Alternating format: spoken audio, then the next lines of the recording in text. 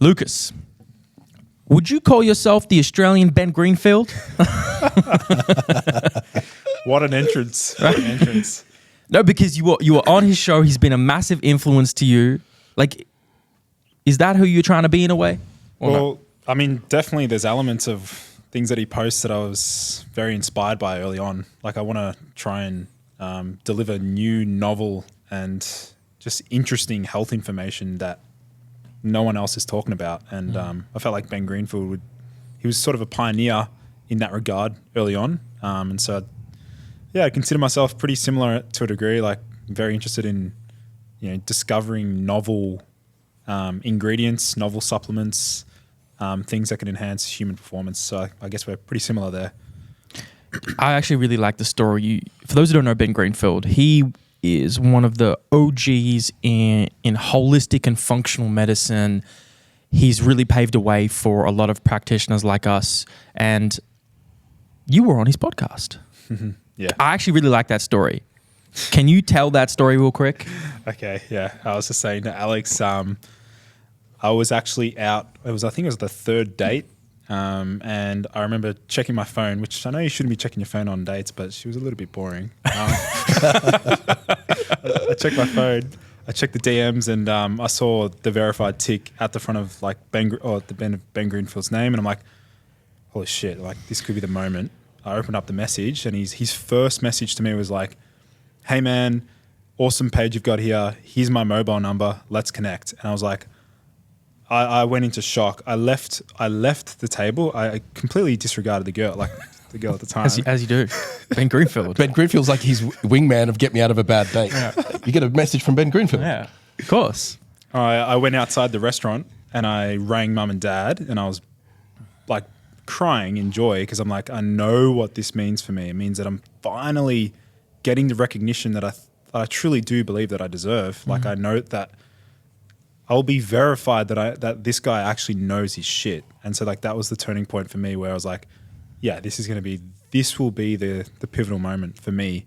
And it truly was. Because like even till this day, which the episode was like 2.5 years ago, even till this day, I'm still getting guys come to me now saying, first heard you on Ben Greenfield's podcast, been following you ever since. Wow. So, and you were saying off camera as well, like you were the architect behind that, meeting up. You had a plan, to get on the radar of guys like that, prolific people within the industry that you looked up to, and that that if you could kind of get, an introduction or onto that platform, it would kind of like give you the space to, showcase who you are. Exactly. Yeah. For me, I was like, I know this will be the highest or the strongest point of leverage for me. Cause because then it's like, the thing is, I knew I had interesting stuff to share, but my reach was too small. Like I was just a baby, like I was still studying. I was second year university. Like I was still just, no one knew about me. So I'm like, how can I get as much reach as quick as possible? And like go to the big guys, get the big dogs to see my stuff. Now, see, this is interesting because you had a strategy for it. Like you thought about it. Like, be honest, it's not how I think. Not that it's a bad thing. It's like it's working for you extremely well.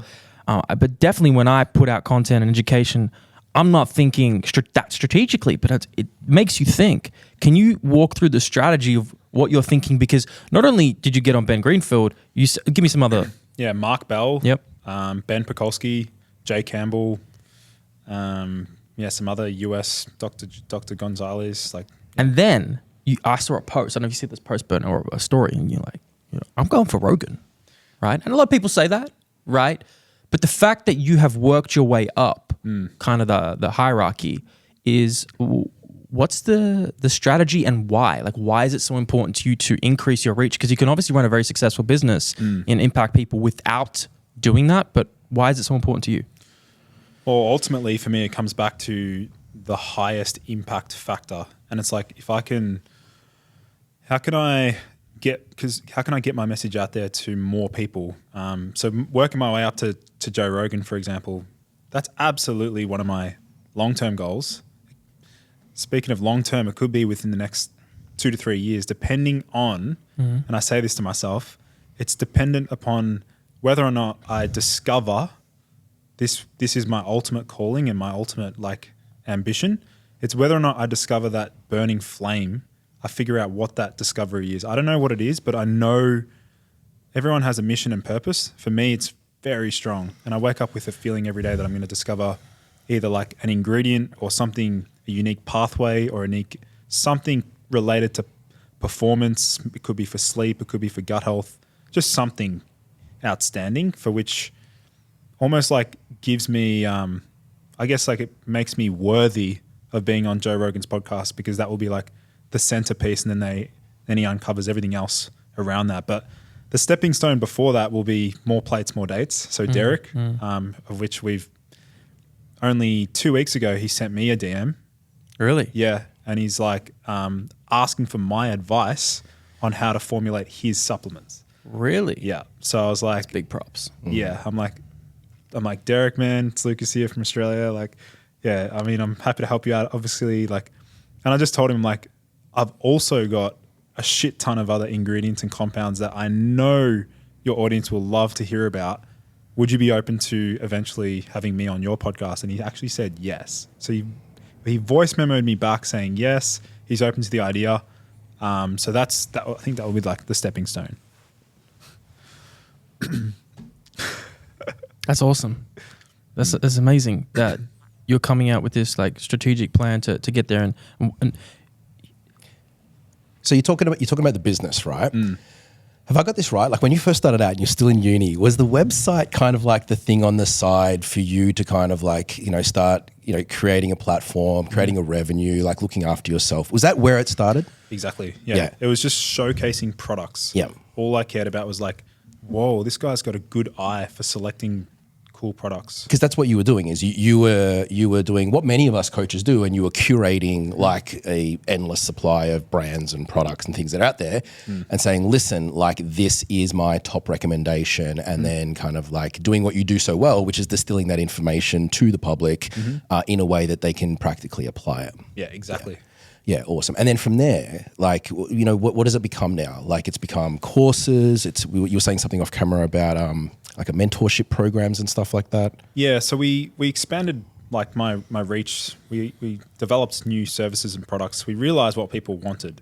We started to learn like through the YouTube comments, through Instagram. We're like, what are all these, like everyone that's following me, they keep on asking me similar questions, which is, what do you recommend for this? What dosage do you recommend? How should I cycle it? What brand is best? Like that's what everyone was coming to me for. Like which nootropic stacks are best for like social anxiety? Which nootropics are best for increasing motivation or confidence? And then we're like, I sat down with my brother who was actually working for Trustpilot and HubSpot. So two big marketing companies, or he was in the marketing role there. And he's like, dude, what are you doing like all these one-on-one consults for? Like and I was charging probably like 1/5 of what I'm charging now. But he's like, you should develop a group, a men's group, because I keep answering the same questions over and over again. And he's like, why don't you develop like a course for men to optimize their hormones, nutrition, sleep, build out nootropic stacks. And so that's where the Limitless Men's Energy Program basically was developed. We basically, it's like a 12-week program which goes through blood testing analysis, nutrition analysis, and all my very best like biohacks across every sort of domain. Yeah, and you were saying like it's a real niche, right? It's the niche that you want to work with. So you found what like gives you a lot of that fulfillment is like working and being around clients like that.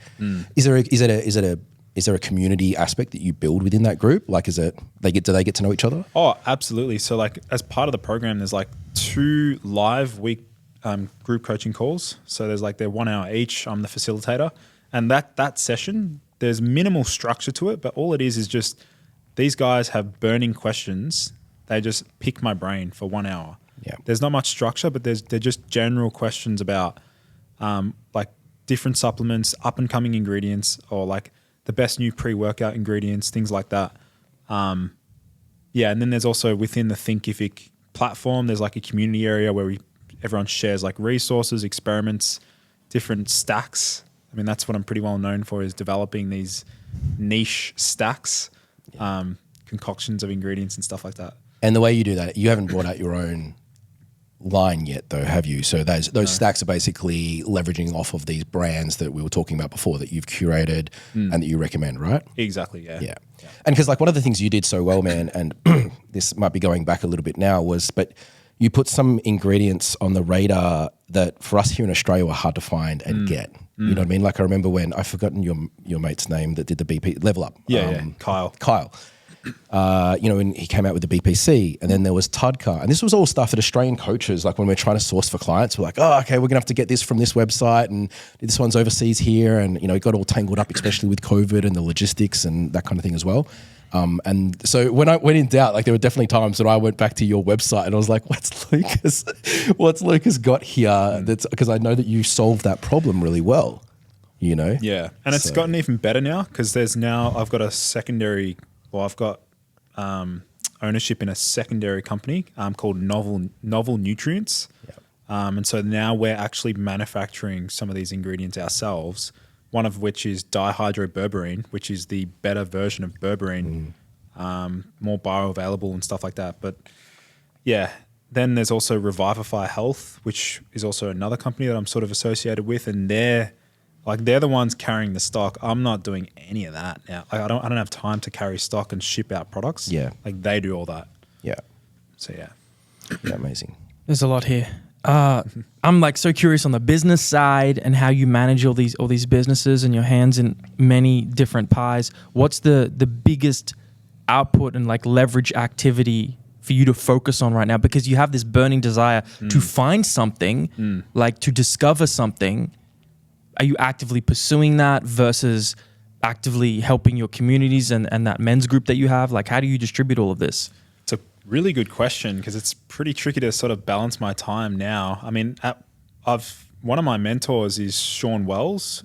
He has he's patented over 15 different ingredients in the supplement space, and he's very well known for like bringing forward extremely, extremely good ingredients like tea cream. There's different things that are like really well known. The next one's going to be paraxanthine. That's going to be the next caffeine, which is going to blow people away in terms of efficacy and minimizing anxiety and stuff like that, which is just simply a metabolite of caffeine. It's nothing special. It's just that no one decided to actually look, what are the metabolites of caffeine?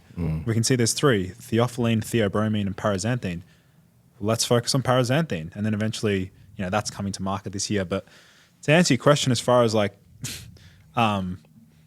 splitting my time and, it's definitely been the biggest challenge. Like, cause if my core burning desire is to be on the hunt and discover something new and novel, that's not a revenue generating activity right now. So I've split my time and I've hired, I've got an intern that helps me, George. He's phenomenal. My brother now works for me full time.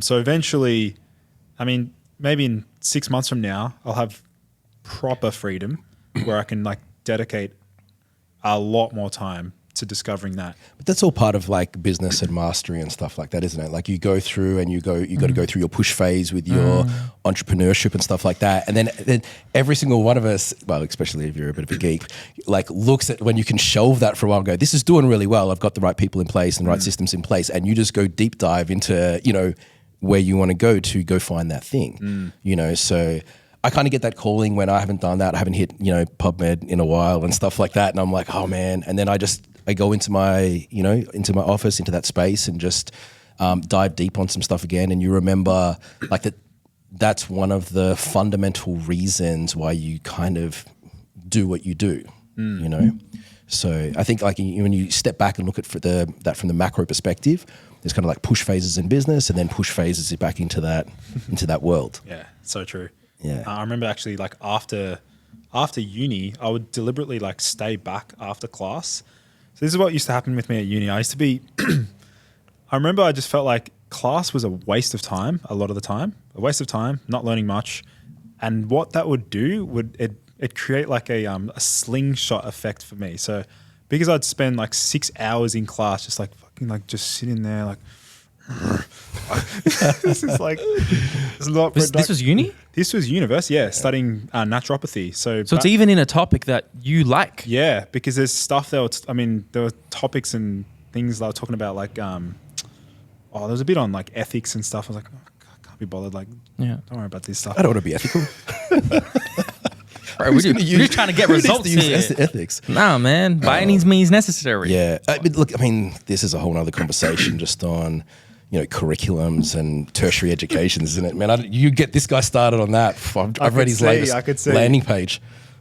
You for Trinity. Yeah, dude. Oh my God. The education system has failed It's you. broke. It's failed us all. No, but there's obviously grains of truth in that. Yeah, man, I'm in total agreement. I just think it's... but it's so interesting because one of your pinned posts is you taking that degree. Well, that there is, dude, I mean, social proofing right That's now. right, yeah. If I didn't have that there, people would be like, who is this quack? Yeah. It's literally the image. I know that it doesn't mean a lot, but it's just the image. You still really feel that even though that degrees not put on that hierarchy as much anymore? Or do you mean for maybe the average person who... Man, when I was first starting out, it was Benny the Biochemist. Benny the Biochemist. Everyone was saying that no matter where I went. Like if I went and did a chat, a talk, a podcast. And then after a while, I'd sort of say, after I'd kind of like built my rep, let's face it, I leveraged off it at the start because I was like, cool, this is actually getting me in front of people because they're going, oh, this guy's a bodybuilder, but he's a biochemist. Like, it was getting me in, right? But then after a while, I was like, stop saying that because like I've been in a lab in 20 years. If I walked into a lab now, the lab assistants would laugh me out. But I'm like, I'm Benny the behaviorist with what I do these days. Yeah. You know what I mean? That's like fundamentally where I spend most of my time. The biochem's still there, but it's just not where like the majority of my time is spent now. But I can totally see why you've got that social proof. Yeah. So for me, like I think, so what that would do is like when I'm in class and like I'm building up that slingshot effect. Then once class was over, I would rush over to the standing desks, and I remember that they're still there. They'd go over to the standing desks. It'd be like 6 till 7 p.m. I'm like, now's my time to do 6 hours of work in 1 hour.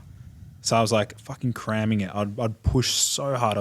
And what I was doing was I was designing Instagram posts. So like I was just like, what's gonna pop? Like what's a topic that's gonna absolutely blow people away? And I'm like, I'm just putting myself in their shoes. I'm like, don't worry about what you think, Lucas. Like, think about what do people want to hear. I was deeply, really thinking hard about what's the perfect language to use to really capture people's attention. And it was oftentimes I would pull people in by talking about things that they're already doing. So it was always like, what were some of the things that they were already doing? Some people were eating like, I don't know, a good example would be like maybe a lot of people know to consume vitamin C rich foods with their red meat if they want to increase iron like absorption, for example. So then I was like, I might use that as the beginning statement, but then I'd teach them that there's so much more beyond that.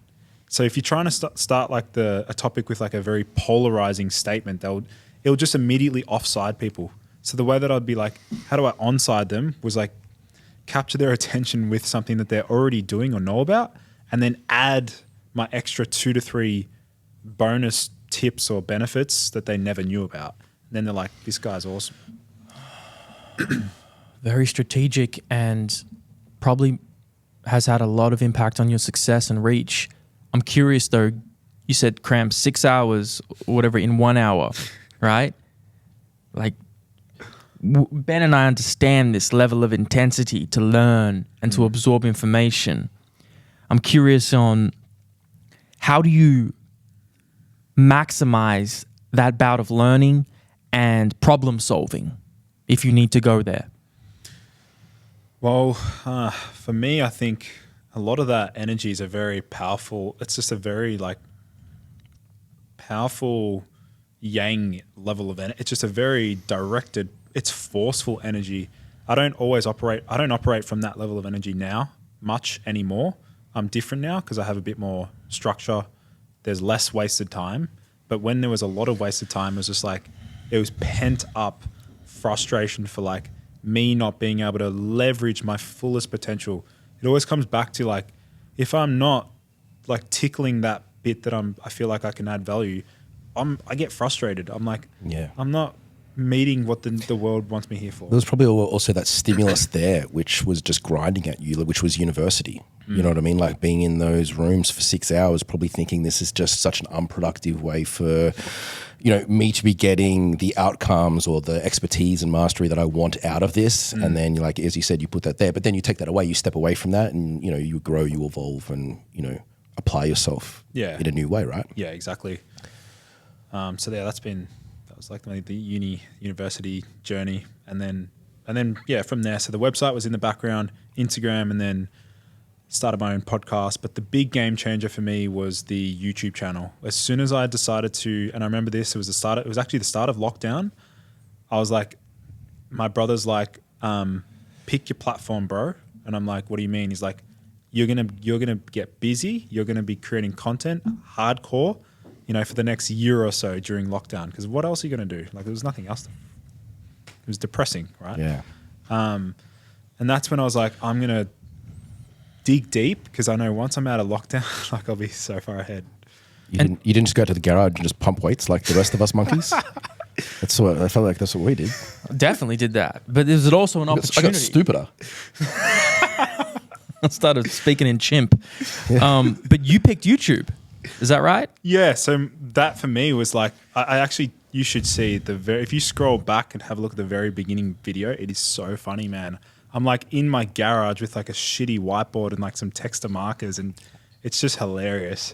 How did you break out there? This is the one that Ben Greenfield saw when he's like, this is some Aussie guy in his garage talking about novel ingredients.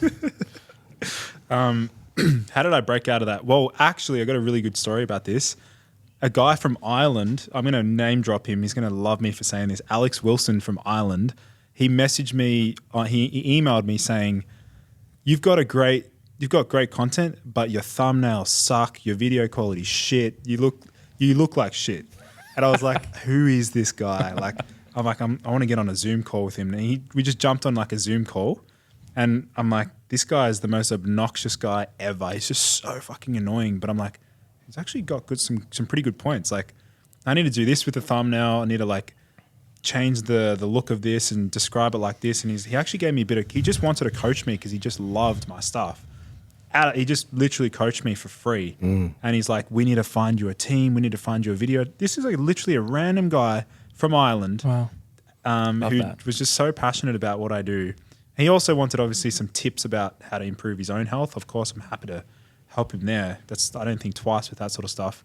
And then from there, he's like, get a video editor. You need to find a video editor from Upwork or Fiverr. This is how you find them. We interviewed like 6 or 7 different video editors, and we found one who I've never mentioned ever, but Vanessa. She's amazing. She's from Philippines. She's with me still today. She's one of my best video editors, and I remember just Alex emphasizing, treat them with so much respect, because they're used to being like just Aussie, like generally speaking, like Americans or Aussies would treat them pretty poorly because they're lower economic background sort of thing. And I remember just treating them really well. And now the YouTube channel is my main platform to focus on, because that's Lucas leaving his legacy, and it's also long game, because those videos will be there they're evergreen. forever. Yeah. Whereas Instagram is fleeting. There's no search engine, right? How much of YouTube is now like maybe a revenue generating or lead generating, acquisition generating platform for you versus Instagram? Or is it still mostly Instagram and website? It's a really good question.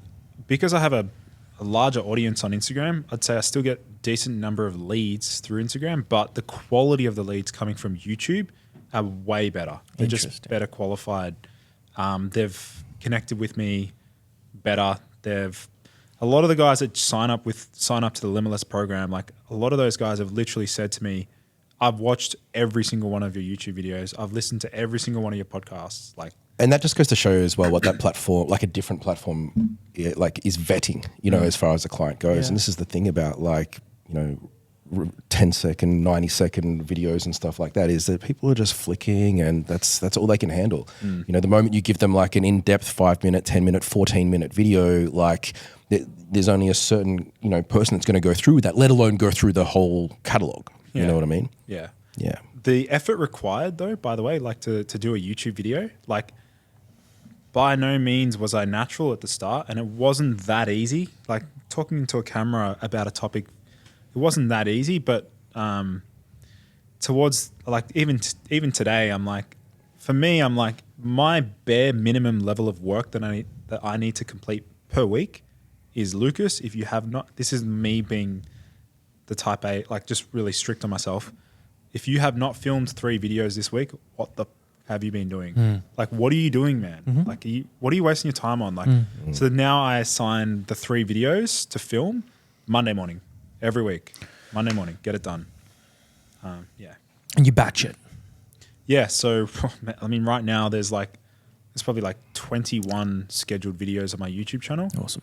Massive, because I know, like, what if I go back to Europe again? Like, Yeah. so then I can drip feed the content out. How have you learned to be productive, to be more productive and efficient with your time management, and also what tasks that you pick as the biggest ROI tasks? Because I imagine you, like us, also see a lot of opportunity, and with opportunity can come a spread energy and attention. How do you? What's your operating system to make those decisions? It's very challenging. That bit is extremely challenging, because I'll get people reach out asking me to like formulate their supplements. Like, I'm currently helping numerous other companies with their products and services, and they're paying me like consulting fees, and I'm just like, you know, I'm contributing to their mission and vision, which is great, and I'm going to do them because they're high revenue generating activities.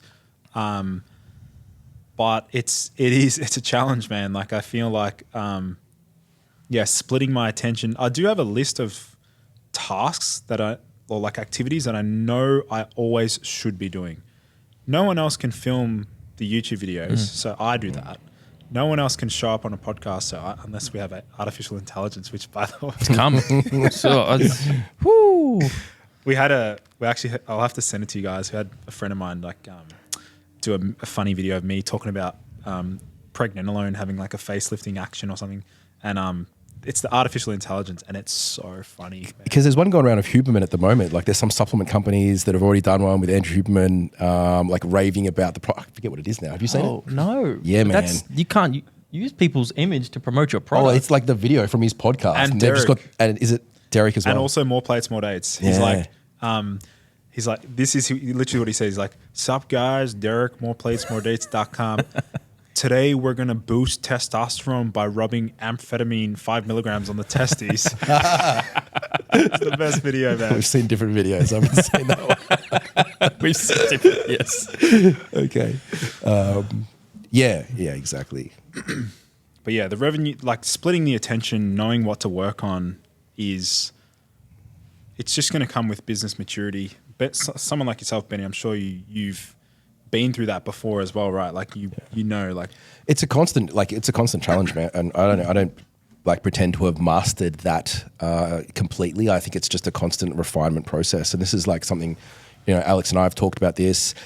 He's really, like, you are like doing so well with the consultative work right now, and like, you know, the mentorships that you're building out, and he's going very deep with people, and that's things that I've done in the past as well. I'm sort of like trying to scale different aspects of the business now, but the inquiries that I'll always get is a referral from someone with a really complicated case, and they'll be like, listen, I've spent 10 years, I've spent over $30,000 with specialists, here's where I'm at, no one can help me, like, would you have a call? And it's really hard just to kind of like say no to that all the time, and I don't, you know, there's like plenty of times, because my interest is piqued as well. That's something where I'm like, oh, okay, like, I look at this case, I look where they're at, and I'm just like, it's definitely not where the revenue is, but it's like, I can't handball that job.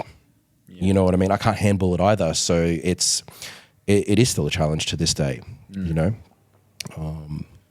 Yeah. It's constant, man. Probably until you make the line in the sand where you're kind of done with that chapter. Yeah. But Exactly. You're not done I'm yet. not done. I will be done in a few years, I think, but I'm not done just yet. It's just a case of like just, you know, realizing how much time you have to allocate towards it, I guess. So,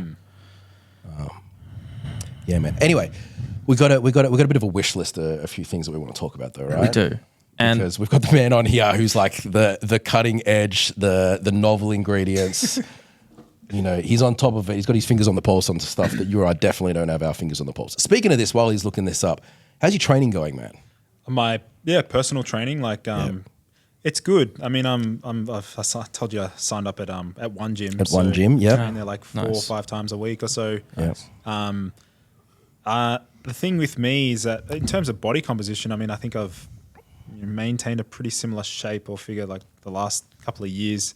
I think my biggest drawback in terms of like really making changes to my physique is that I've always wanted to maintain very good cardiovascular function. So like I still prioritize like going for runs because of the mental health, like because of the nootropic effects from that. Like you just can't beat that. And also probably because I've got a really, I would say I'm not a big eater in general. Like I don't have a huge appetite. I don't know. I think Alex once said when you were bulking up, how many calories? well, right now I'm on 4K. So this 1200 calorie smoothie is helping me on my way to get there. Nice. This is not what I want to do. It's what I need to do to force change. Yeah. I wonder, do you ever think about just getting absolutely jacked and then just creating a level of social proof with that? Because, you know, what's his name? You know, even Huberman's, more muscular. You know, it adds a level of, you know, he's walking the walk as well. Not that you're not. You're definitely very healthy. But do you ever think about that? Definitely, yeah. I mean, I've got, I'd like to do eventually I've never done like a proper like photo shoot, like a rig shot sort of photo shoot. Eventually I might do that. Hey, if you want to be the Aussie Ben Greenfield, man, we need to see those selfies from the ground up. Like it's like the Brad Pitt Fight Club. You know, you probably don't even know that movie. You're too young. Of course I do. You do? They're classic. Okay, cool, man. It's a great movie. Yeah, it's the Fight Club look. You know what I mean? That Greenfield hangs out. Yeah, you got to do the Aussie version of that. Yeah, right from below. It just gets this ripped six pack. Yeah. But that's different from like a Dr. Jordan Shallow, right? Who's obviously on a whole nother level.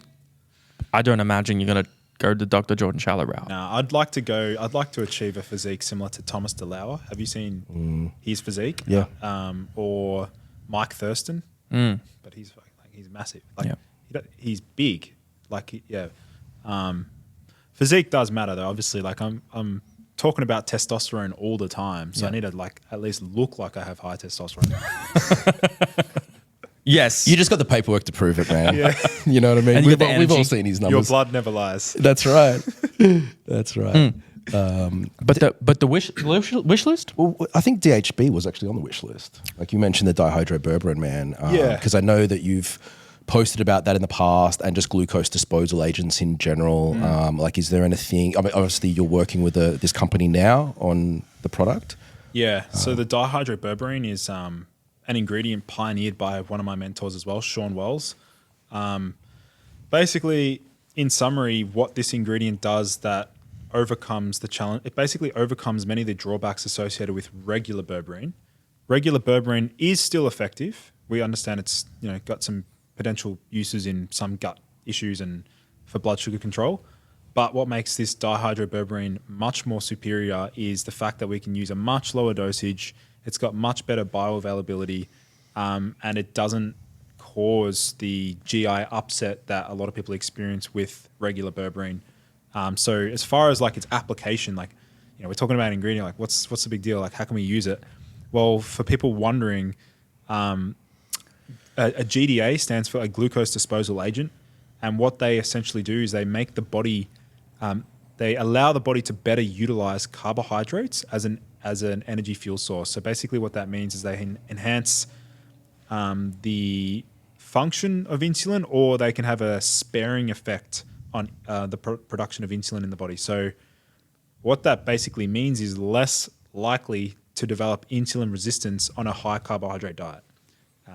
It can happen for some people who are prone to type 2 diabetes. Would you suggest then a berberine or a dihydroberberine would be efficacious, or not even efficacious, just like a really good idea to control blood sugar management and metabolic health in the context of a long-term hypercaloric diet.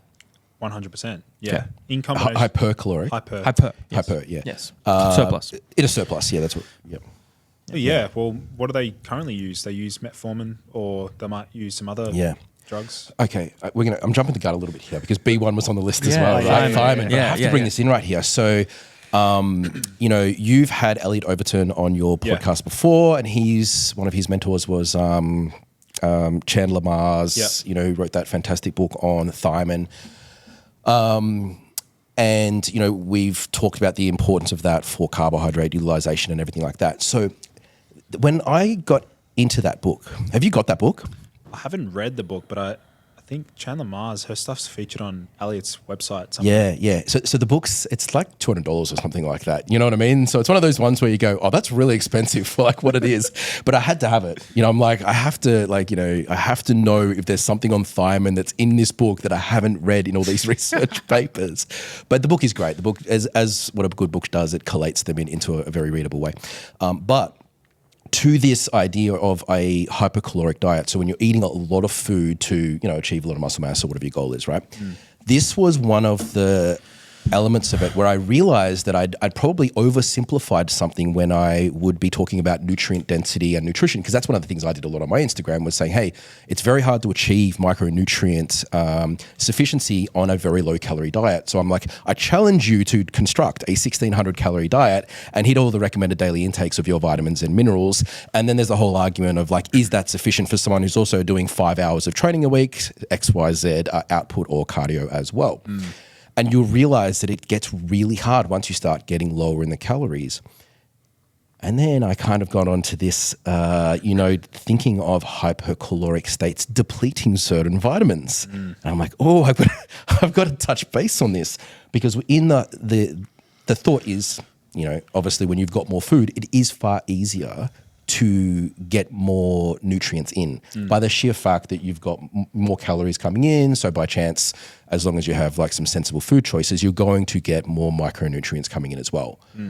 But what we're now talking about is that this sheer volume of calories can deplete certain micronutrients in the process, which is a really interesting little conundrum. The best way to look at it as well there, Benny, is like, obviously like people listening in, they'll be wondering like, anytime you eat carbohydrates, you're automatically increasing your body's need for vitamin B1. So thiamine is that B vitamin that's extremely important. And it's what I call it, the B vitamin that will completely eliminate that afternoon crash. And I've suggested that to people, that it will do that. And it has done that. Like a number of people have said they take thiamine, Thiamax, the advanced form of B1, and they don't have that afternoon crash at all, because they're just better able to tolerate carbohydrates. Yeah, I've got to say, I use, with a lot of my clients, we'll either have like a baseline level of thiamine coming into the diet as we enter into these phases, or some L-thiamine by Ecological Formulas as a brand, or the Thiamax brand, which is Elliot's, right? That's his brand, isn't it? Yeah, that's great as well. I think that comes in 100 milligrams, whereas the L-thiamine from Ecological Formulas comes in a 50 milligram dose. But you can use this and titrate it kind of like as you head up in those calories and carbohydrates to great effect. I also use it, I'm not too sure about if you've got anything to say on this, but with all my chronic fatigue, fibromyalgia clients and things like that, like it can be a real game changer. Oh, that was actually the initial studies I was interested in, was actually in relation to fibromyalgia and also chronic fatigue syndrome. And Parkinson's and Alzheimer's. So the Parkinson's study, pretty high doses of intravenous thiamine. The remission, like the reduction in Parkinsonian symptoms were insane, like way better than many pharmaceutical drugs. Yeah. That's amazing. What's the, personally I'm taking about 300-400 milligrams a day of TTFD. What's the dose dependent relationship depending on body weight and caloric intake that you've found? So like to accurately determine a sufficient dosage, what I think really matters most is like the volume of carbohydrates. So like how many grams would you be? We got about 650. 650 grams. Yeah, carbs. That's what we got to do, man. coming from like rice or fruit? Coming from rice, gluten-free Fruit pastas, loops. there'll be some cereals, some gluten-free cereals, dextrose monohydrate. Yeah, so you use a combination, and we talked about this we just did a previous podcast on sort of eating in a caloric surplus and like the way that you design it, and some of the things, the strategies that you can use, and talking about like building a base from whole foods, and then like what do you have at your disposal with some of the more processed, hyperpalatable things that just make the consumption of such calories a little bit easier. Right? I understand that the Ben Greenfield in me and the Lucas in me is like, all right, there's a trade-off to this. This is not ideal, right? But the mission to me is far exceeds the trade-off in health. However, I want to be reasonable and make logical decisions to minimize the downsides to longevity and metabolic disease and all these cascades of inflammation. So please go on. You definitely are doing that, like with the Thiamax and compounds like the dihydroberberine would also be. I'll get onto that. Would also assist, and then even I would just dump like 5 grams of taurine in your smoothie. You could easily add in something there just to support bile production, like maybe even like some artichoke extract. That's something that I take pretty much every day. A lot of people ask me like, what supplements do I take consistently? It's not for some reason. It's because artichoke extract, I know that I respond really well to it, both from like a digestion aspect, but then also from a nootropic aspect. I even tested out artichoke among some other ingredients for memory enhancement, and artichoke, it definitely helps, like in terms of, I can't remember what I was going to say. How ironic. Need more artichoke extract. I'm sure I did this exact joke when I was talking about memory as well. No way. Yeah, on one of our first podcasts, I did that exact thing. You know what? Like you bring up like bitter herb right then, which I think is. I'm sure we talked about this in our digestion one that we did as well, and this is an aspect of digestion and nutrition that we're, I suppose, just like trying to put out there and say, listen, one of the elements of food choices that has kind of gone by the wayside in a lot of cuisines is the prevalence of bitter foods that have these different effects on, digestive juices and aspects of digestion and absorption that we think could be really beneficial to include. And so we talk about things like daikon and radish and artichoke and some of the herbs like thistle and gentian and things like that. So whether it's through a supplement or whether it's through someone's use of them in cooking, it's just an element that we talk about, and that could be very much within or not a caloric surplus phase, right? But one of the things that I've noticed, I'm not too sure about you guys, is getting a client to eat bitter foods is more of a challenge than most other foods, except maybe seafood. Yeah. With the gentian that you mentioned, that's like one of the most bitter herbs, by the way, in herbal medicine in one of our classes.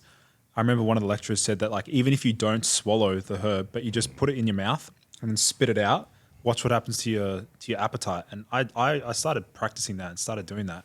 You could open up the capsule, put it into like powder, put it into water, have a sip, get it around the mouth, make sure it hits the back of your tongue, and then watch what happens to your appetite. You literally will start getting hungry. Ooh, I need this. It sounds like a miser's, like a way to save on your supplements. He puts that glass of water back in the fridge and goes, February, and then uses it for the rest of the month maybe. Yes. One capsule. Yes. Wow. 30 times. Yes. What was it? Gentian root. Gentian root. Yeah. Gentian's what you'll find in all the betaine hydrochloride formulas. So which is very, very prolific in bodybuilding world and naturopathy and stuff like that. Huge. To sort of like look at increasing hydrochloric acid production in the stomach and improving some of the aspects of digestion as well. So, and that's when digestive enzymes, for me, come into place. I guess replacing some of those bitter foods with bile acid or ox bile and the HCl. enzymes are actually kind of working in a different fashion, though. You know what I mean? So some of the because they're like reactive instead of like a proactive way. Like you're dropping them in there instead of stimulating the secretion ahead of time. Yeah. So if you drop enzymes in there, you're not stimulating a whole bunch of pathways that you would stimulate with some of these like bitter cholagogues and choleretics and things like that. So Okay. which have, a lot of these herbs have actions far beyond digestion. Exactly. So Exactly. yeah. That's a really good point. So coming back, the summary would be,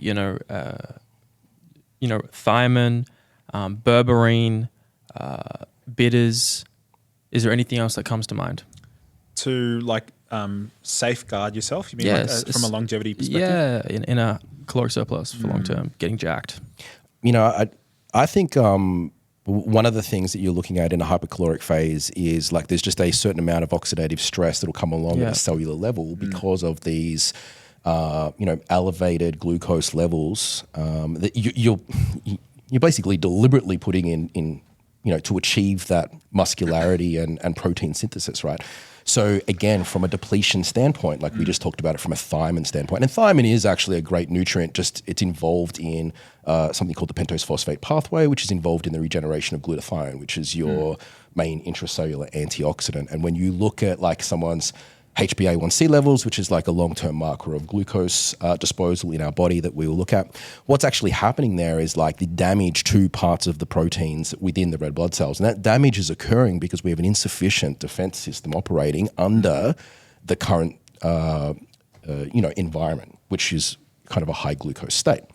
So anything that can help us with this disposal, like we're talking about, is great, but also having a good defense game. Well, the defense stuff, I just thought of something else, is L-carnosine, the dipeptide. So that's also orally, you can get it in capsule form. It's a combination of histidine plus beta-alanine, I think. I remember beta-alanine increases the body's production of carnosine, not carnitine, carnosine. And carnosine is a very, very powerful way at blocking advanced glycation end products, AGEs. Okay. So that's really good for longevity as well. It's funny because it's another amino acids you mentioned. Why did you mention taurine? Yeah. So taurine. Is it your favorite amino acid? Oh yeah. Same. I knew it would be your favorite amino acid. Had to be. Fucking nerd shit. Had to be. What's your favorite amino acid? First date. He bid you out. Man, I just knew it was going to be taurine. Yeah, anyway. It is my Why favorite. taurine? It's good. Geez, I mean, I'm hoping that my YouTube video is the most viewed video on taurine. I do a 25-minute breakdown on the benefits of taurine. Well, it ticks off all the boxes. It does liver health, kidney health, brain health, Heart health, electrolyte balancing, antioxidant activity. It's a longevity amino acid. It just really is. But why are we? What is the added benefit for taking that supplementally compared to just relying on it from animal sources? The volume. I mean, you need the dosages that I'm recommending these are therapeutic dosages. So what are we talking? 3 to 5 grams per day. Yeah. Not you'd see supplements usually recommending 500 milligrams, but that's just not enough. Yeah. And also this would be a conversation that, someone who's maybe not so much into fitness and whole foods and stuff like that, they're going to have a harder time achieving an adequate taurine intake in the diet anyway. And the taurine that we make within our body, we kind of use another sulfur-containing amino acid to synthesize that. It kind of comes from cysteine, which comes from homocysteine up in that methionine pathway, and it's really a pivotal central pathway in which we've got to allocate the resources in any particular direction. So, from that cysteine, we've got to decide, well, are we going to make glutathione, you know what I mean? Or are we going to do taurine? We can't do both, you know what I mean? So if there's an upregulated demand for one or the other, then it comes at the sacrifice of the other. Yeah. And in addition to that, I'd actually would love to, either one of you can run this experiment, continuous glucose monitor, like a CGM device. If you take a big dose of taurine, 5 grams on an empty stomach, just watch what happens to your blood sugar. I haven't done it myself, but you'd be pretty likely to see it you could even go hypoglycemic. I'm down to try that. But the CGM devices, I've seen some in America that you can't get to Australia that are patches. We can now, finally. Yeah, we can. Finally. Which one is it? There's a new company that's popped up, Vively. Vively, so not Levels? Okay. No, it's a pain in the ass, the TGA, man. They literally won't make it legal for non-diabetics. Yeah. That's so bad. But Apple actually are releasing I reckon Apple will be next with their Apple Watch. They're soon going to be able to do blood glucose tracking. And That's next level. I know. That's exciting. Yeah. So what brand again? Vively. Vively. I'm still trying to. I'm still trying to connect with them. I'm still trying to say like I want to help promote your company because it's about bloody time that somebody in Australia is actually doing this, but they just keep on like they're not interested. I'm like, come on, I'm Australia's. They're not ready Australia's for you Ben yet. Greenfield. Like I'll say it. Don't worry, I got you, Lucas. I'll say it. Come on, man. Put some respect on his name. So, Diamond, B1. What about the new creatine? Now this is a bold claim. Yeah, This is one of those ones where I'm like, I saw him mention this, and I was like, I got to go back. I got to go stop focusing on business and got to go back into PubMed here. So Yeah. hit us up. All right. So You said how many? It's guanidino acetic acid. 8.5 times more effective than creatine monohydrate. That's a bold claim, big Lucas. claim, big claim. Please go. So what's true about creatine monohydrate right now? We can all agree that it's the gold standard, right? The one that has the most amount of research. True. All the clinical studies on brain health, muscle strength, mostly geared towards creatine monohydrate. And we can also say in the limited supply of studies on other types of creatine in head-to-head with monohydrate, they've nearly all failed. Exactly. To show any superiority, especially in the case of a vastly different price point. Yep. So in summary, this new form of creatine, which is creatine monohydrate plus its precursor GAA. So they're combining both of those compounds. GAA is guanidino acetic acid, which is a creatine precursor in the human body. So it's actually, there's a lot of research on just GAA, like tons of research. There's some few drawbacks that people talk about, like the homocysteine or depleting methyl groups. Yeah. But in terms of what makes this form more effective is the fact that the creatine monohydrate can only enter the cell through one pathway, which is the creatine transporter 1, CT1. This new form of creatine can enter the cell through 4 different pathways. Creatine transporter 1, taurine receptors, GABA receptors, and also the via passive diffusion. So we're seeing a better uptake, means we can have a lower dosage, which means that we're only using, it's 2 grams, this cregatine, which is what it's called, cregatine. And it's been shown to accumulate in brain tissue much more, and this was the most obvious effect that I felt, was the insanely vivid dreams that I noticed after the first week of trying it. I'm like, really vivid dreams. I'm like, Did that last? it's still, I then pulled back and then I stopped supplementing and that sort of faded away. I don't get as many vivid dreams. So what's the ratio? Is it like a 1-to-3 or like? Proprietary, I think. Oh, it's proprietary. Oh, so is there a brand that you're using or involved with? There's a company in Serbia. So I was lucky enough to. I don't know. This is me. Like, Serbia. Yo, I'm fully trusting. I can't wait to try this and grow another head. Vivid dreams. Psychedelics. well, there's a few professors. Like, there's one professor in Serbia that's like pretty well known in the creatine space, and so like they had this guy, come on board, and they reckon it's very easy for them to conduct trials there. There's not a lot of funding that's required. It's very easy. They've got a university. I've spoken to the founder like numerous times. I've spoken to the ambassadors of the company, and I've learned about the literature and things like that.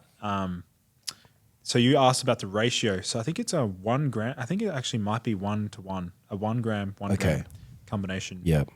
And the dosage you're using is a 2 gram total. So what's really unique about this, and this is really important for those who are listening to the podcast who take creatine monohydrate, how you store your creatine really, really matters. And what I mean by that is creatine is hygroscopic.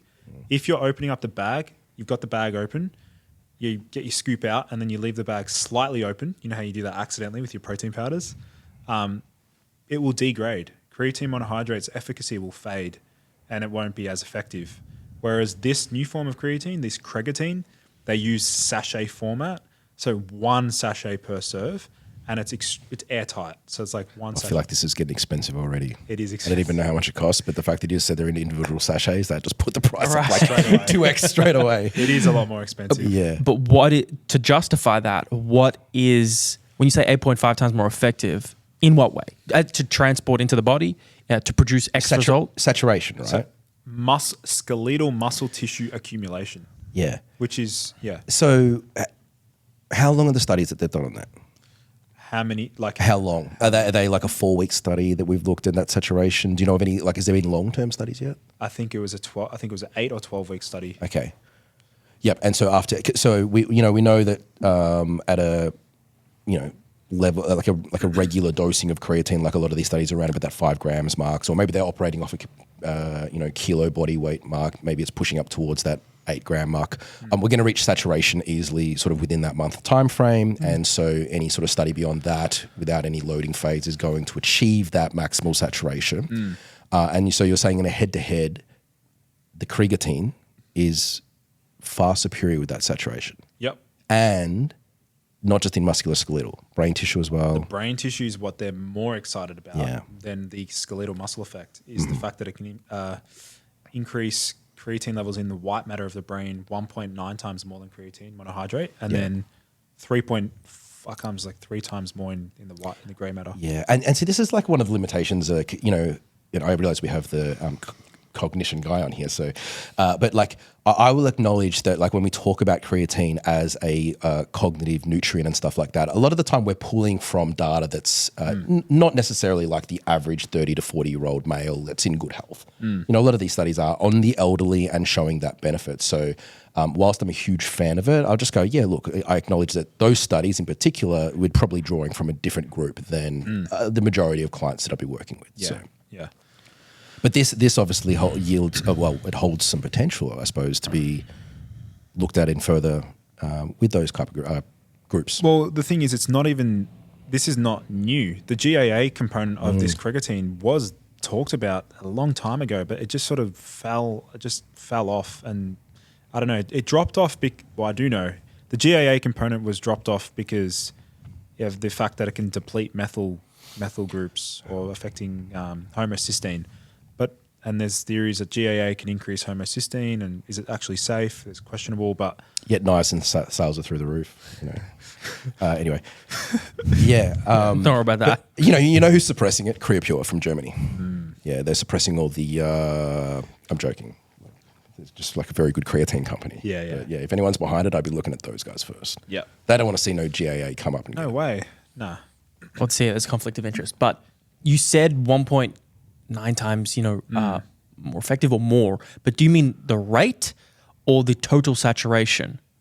It was the accumulation in brain tissue. Accumulation in brain tissue. It was it's a very thorough, like, actual study where they analyzed like creatine saturation in grey matter neurons. I think it could have been I don't know if they did it as all the studies are on their web. Like, the studies are actually listed on the website. Yeah. We can link them in the show. But if we can reach similar levels of saturation for creatine monohydrate plus the GAA, then why does it matter? No, what we're looking at, even I've got this right, is that those levels of saturations are far superior to regular creatine monohydrate. You will not be able to ever achieve it through just creatine monohydrate. Also, okay, that helps me understand it. Yeah. So it's a higher level of saturation. Yes. Yeah. And then have there been human trials that have looked at any symptoms or performance and health marker improvements yet? They're doing one study right now in basketball players. I know specifically because they're looking at they'll be looking at all the things that creatine helps with, which is explosive power, probably like repetitions, or I don't know. There's one study that they've done in the elderly, because they're not really marketing their product to be geared towards sports performance, although it is. They're actually really emphasizing the brain health benefits as the nootropic effects, and also for the elderly, to help them with their strength. I'd really like to see that. I'm glad there's someone out there who's looking into a compound like that for cognition, because that's what we were just talking about before. There's kind of a bit of a gap in the science for that, for groups that we'd like to know about. Okay, so has potential, could theoretically really enhance some of the already existing benefits of creatine monohydrate on a larger scale. Is that accurate? And minimize the chances of non-responders. Non-responders for creatine monohydrate. Yes. There's a subset of the population that they'll use creatine monohydrate and they'll just say, I don't notice the benefits. What's your theory? It's related to the creatine transporter 1. There's a genetic mutation in someone's ability to act like genetically they don't have as many creatine transporters, CT1 activity, which is just like MTHFR sort of thing. Okay. Has that been studied, or is that Yeah. And associated with a non-responder? Well, that's what they... Because like, where are we getting that group from as non-responders? That's what I'm asking. So, well, the non-responders, that's because it depends on the quality of the creatine that's used as well. Because again, what if they're using bunk creatine? Yeah. But yeah. Yeah, because I was like thinking of a theory in which some of these non-responders might have just had high saturation levels of creatine Initially. Yep. Yeah. And therefore, like, when you're operating from a high level of saturation, you're just not getting like any kind of clinical significant benefit because of like your predisposition. But what you're mentioning is like a problem with the transportation into the cells to get that effect, which makes working sense for me as well. I was just wondering how far into that, any research is done. Interesting. Yeah, no, that's pretty cool. Speaking of cognitive enhancement, though, you had Oh my God. non-psychedelic cognitive enhancement. Oh, we'll chat about that real briefly, I guess. This is just really novel and really niche. Like, I don't know if you want to go there. Like, Well, I don't know, because I know that's going to only apply to a very small percentage of people. Yeah. I wonder if there's something much more practical that many people can do. I would say the one thing that I'm just excited about here is I'm just going to like spitball what excites me here. It's a new version of Bacopa Monnieri, which I'm sure Benny knows about, probably used it a million times. Really powerful herb for memory performance, memory enhancement, but it needs to be used chronically, minimum 12 weeks to actually see beneficial effects. There's a constituent found within Bacopa Monnieri. It's called ebolin lactone, which appears to have 5-HT2A positive allosteric modulation effect. So LSD, psilocybin, other psychedelics, they agonize this 2A serotonin receptor. They do a lot of other things, not just that, but they agonize that receptor. And this Bacopa Monnieri, this version of Bacopa Monnieri, which is a high yield of this ebolin lactone, it's 10% extraction, theoretically should be able to mimic some of the effects of psychedelics without the hallucination or the other ego death associated qualities. Okay, that's crazy. Let's step back a little bit here. So just for some listeners who may not know a little bit about some of the things that you offer, I'm pretty sure you have like a questionnaire for some of your services that helps people understand what type of nootropics might be useful for them, right? Yep, I've developed a custom stack. So I develop personalized nootropic stacks based upon a questionnaire in which I've developed to understand someone's unique brain chemistry. Yeah. And do you have any fundamental like baseline ingredients that kind of are prevalent in most stacks? 100%, yeah. Like Thiamax would appear in many of them. Cool. The creatine, this new creatine would. Uridine monophosphate is another one that's appeared. I'm going for the ones that I know have the biggest bang for buck in terms of impact factor and the ability for the customer to feel it. Yeah. They want to feel what they're taking. They don't want something that's like working in the background subtle. Yeah. They want to feel it, Yeah. Where can people go to do this? It's on my web. Is it even on my website now? We've integrated it into the Limitless program. So like, it's a part of that whole package. They get they'll get a personalized protocol developed by me, including a custom stack. I think we've scrapped it because I can't keep up with like the volume. Yeah. Oh, you need to go in the back end and create it manually. It's not an automated. No, this is not automated. This is me sitting down, going through their questionnaire, understanding their results, and developing custom stacks I see. for them. Okay. There are some ingredients that I'll use consistently because I know it'll have a big impact, but then I'll add in. What are the biggest bang for buck for the average person who's struggling with cognition and memory and focus and attention? Besides the obvious foundational habits that we talk about, what would you go to for the average person? Like just for general cognition, like memory sort of thing. Yeah. Well, a good choline source, alpha GPC or CDP choline, great for general memory enhancement, even if they're eating 3-4 eggs a day or whatever. That can help with some cognitive-based functions. Taurine's always... I throw taurine. Shout out to taurine. More smart, more safe taurine. I order some right now. No, I forget what I was going to say. Yeah. They're like the main ingredients. Taurine, choline. But then there's also the Russian stuff. Let's go the Russian stuff. Yeah. So The Soviets. yeah, man, if you want to go to someone who, okay, you're going to go to the Russian military, what do they give their soldiers?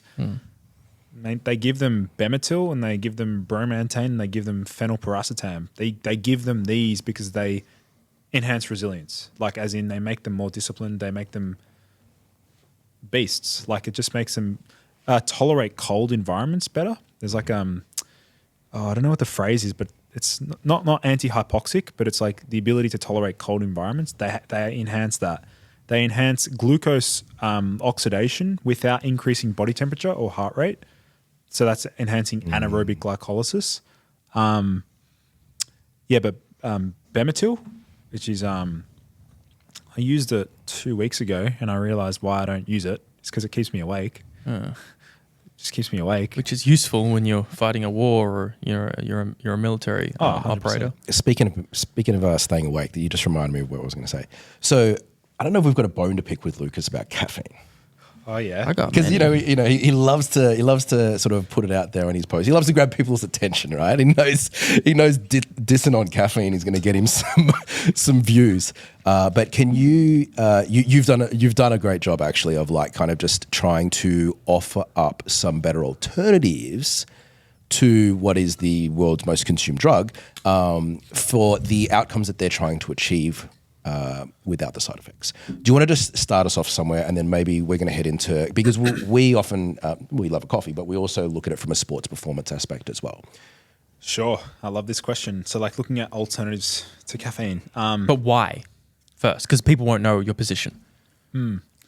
So a number of people will complain about the side effects associated with caffeine, such as the increased irritability, anxiousness, heart rate, or blood pressure. They're usually the biggest drawbacks and complaints. Or like, why don't you drink coffee? Makes me irritable, makes me nervous, makes me anxious, and I can't tolerate it. So then what can we use to give them a bit of a kick or energy boost, a CNS stimulant without the side effects? And one of those ingredients is another alkaloid that is essentially the same as caffeine, but an extra methyl group called teacrine, which is found in kucha tea. And this can be used. It's not as, like you're not going to you can't go to a coffee store and say, I need teacrine. Like you have to actually use it in supplement form. It's a nootropic. But that has no effect on heart rate, no effect on blood pressure. It has stronger adenosine A2 antagonism, and it has a much longer half-life, which means you don't have to have as much. And it also had minimal tolerance. So the biggest drawback with caffeine is the tolerance. After 3-4 days, consecutive dosing, you need more to achieve the same effect. That is not true with teacrine. Day 1, 100 milligrams feels like this. Sorry, week 8 feels the same as day 1 on 100 milligrams of teacrine. So you're still going to get the wakefulness effect, which you want. People want the alertness. People want the wakefulness. What if they're working long, if they're a truck driver or haven't had any truck drivers sign up to Limitless, but yeah. My last truck driver had a GGT of 770.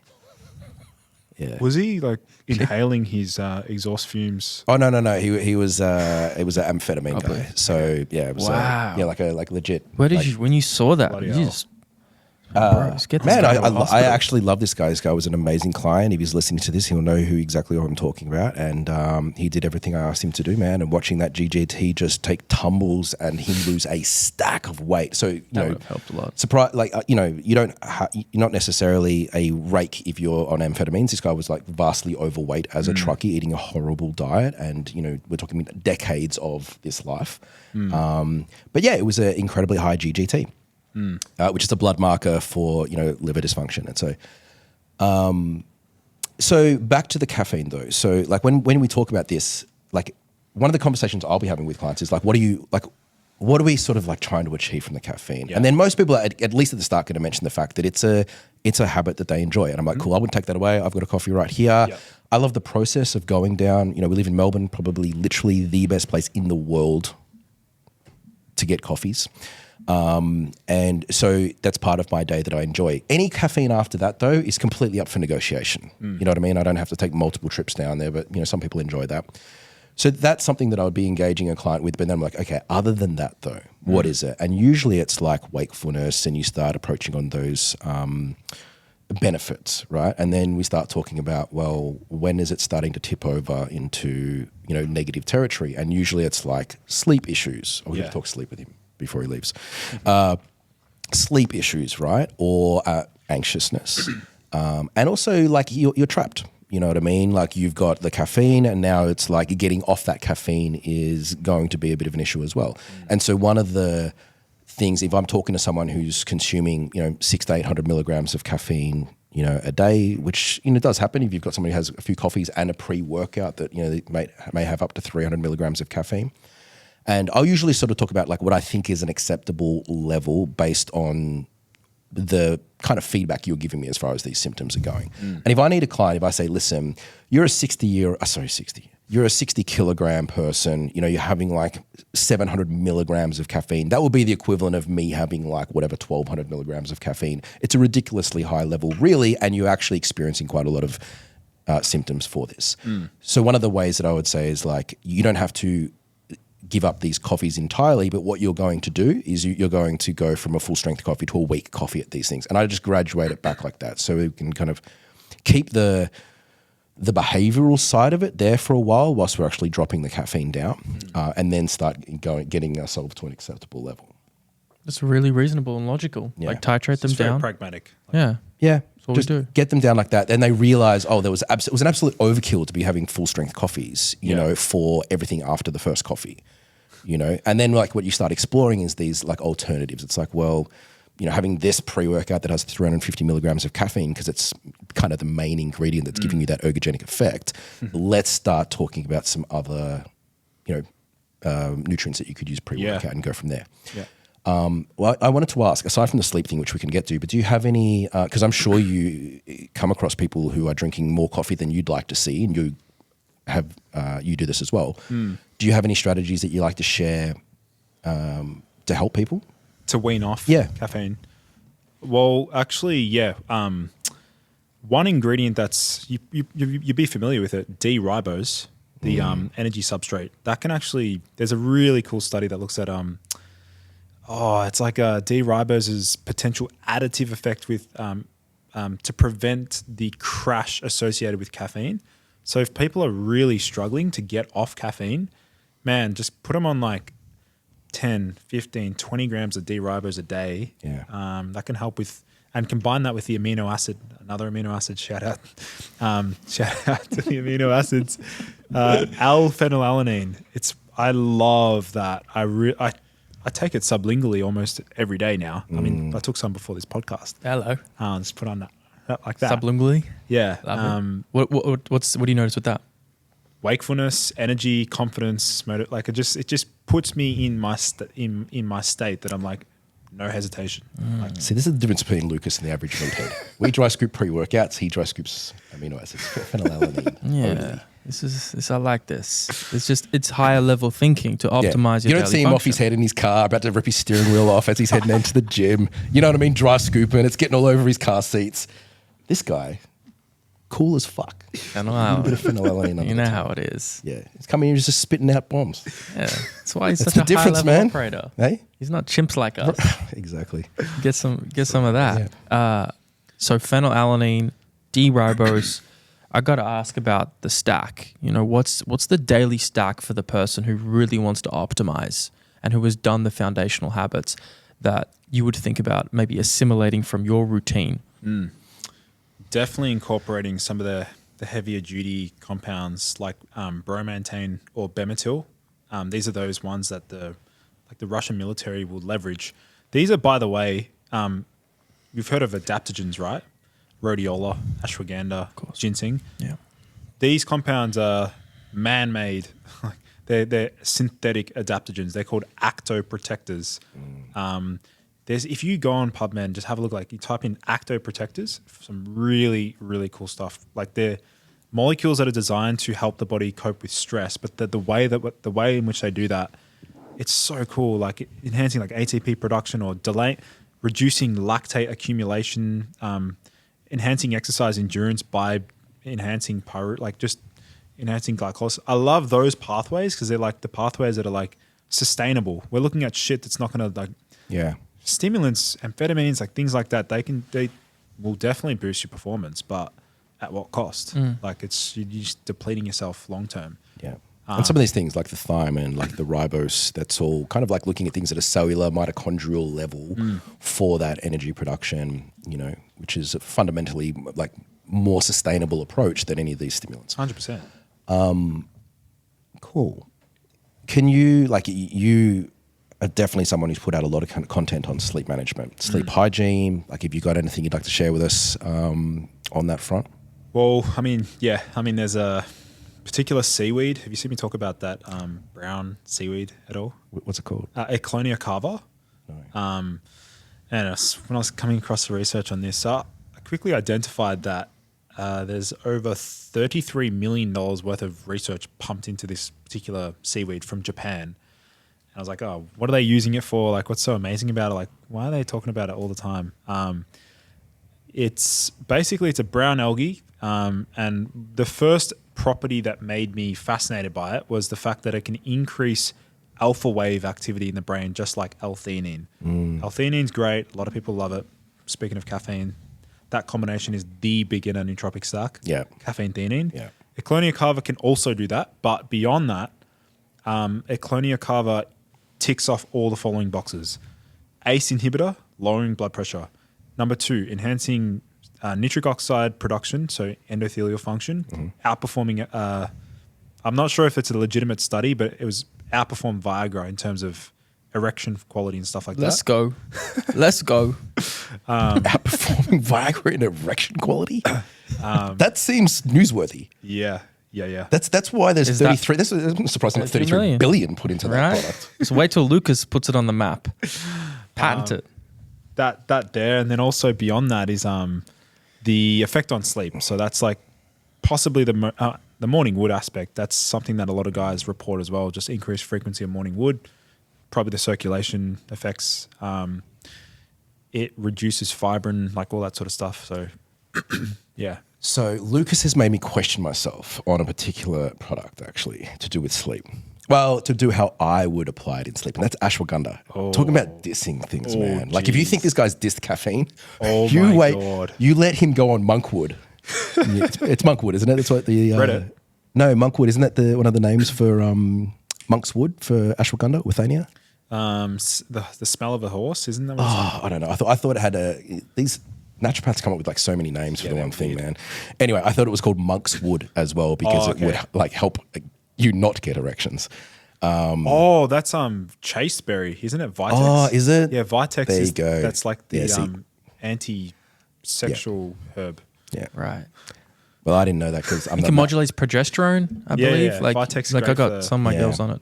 Yeah, Right. great for. Yeah. Anyway, All that don't sort give of it to any of you guys. Nah. What I was going to say was this. Okay, so Castration. KSM 66 and Relora. Okay, Yeah, two yeah. trademarked versions of ashwagandha, which is an adaptogen. That's how it's traditionally used in naturopathy and those practices. Anyway, I'd never used the Relora. I'd used the KSM 66 and thought not too much of it, to be honest with you. But I had a client in Adelaide, shout out to Jay, a terrific client who had used it in the past, and we had him on the Aura Ring, and it tripled his deep sleep, the Relora, like crazy. And then I was like, okay, this is like nearly instantaneously, and like it just stuck out like on the Aura stats. So, I remember. You were actually someone I experimented it on as well. I wasn't going to because I was coaching you at the time. Anyway, I had probably 8 or so clients that I put on. It was by Life Extension. It was their Ashwagandha. It's the Relora. And every single one of them, except for this guy, saw a staggering increase in their deep sleep as measured by the Aura Ring. And I'm talking about like one of my girls was like 5x their deep sleep. I tripled my deep sleep. You who already was getting 2.5 to 3 hours of deep sleep, saw no significant increase, which I told you wouldn't, but you had to be part of the experiment because you didn't want to feel left out. Yeah. Because I was already so high. Relora is definitely, that's the philodendron plus magnolia bark. Oh, it is. Yeah. Sorry, I'm saying the wrong word. Because Relora is a combination. It's not Relora. You're right. It's sensorial. Okay, yeah. Thank you. Yeah, I stand corrected. Sensorial. Sorry, which is another trademarked version of Ashwagandha. Yeah. So, so that was the application that I was using it in. Amazing for that. Yeah. Really good for sleep, really good for deep sleep. But you have a lot of testimonials, I would say, from what I understand, about the negative aspects of ashwagandha. Yeah. So can you run us through some of those? That's what I wanted to ask. If you check my phone, there will be at least one message about help me. Yeah. Like, help me. I fucked my brain from ashwagandha. Really? In what way? So what happens is like, and this is going to hit a spot because it's, I'm not going to, I don't usually get emotional, but fuck it. It actually hits a spot for me because it actually really affected me dramatically. Please share. So there's an effect that ashwagandha can induce. It's known as anhedonia, which is like a blunting of the pleasure response and diminished excitement and response to things that should be exciting. And I've spoken to I've posted about it on a number of forums, and I've had a number of guys who would reach out really in critical situations where they're really like anhedonic and flat and not able to like, they've lost their spark. They don't have their ability to like even experience orgasm. Like they can't even feel orgasm which is a really, nasty side effect. So I posted about it on YouTube. I made a video on it, ashwagandha, anhedonia. I then contacted Matt Legg from ATP Science, who another mentor of mine who's helped me a lot over the years. He told me that KSM 66 which is different to Sensoril. Yeah. Very different, by the way. And by the way, this is really important to note, is that herbal extracts can hit very differently depending on how they're extracted. This is so important to understand. This is probably the biggest takeaway that I learned from naturopathy, studying for 4 years, is that the way in which a herb is extracted and how they standardize it will change the way the herb affects the body dramatically. Like it's actually very, very significant. I used to think it didn't really matter. I thought a herb's a herb. It's not true.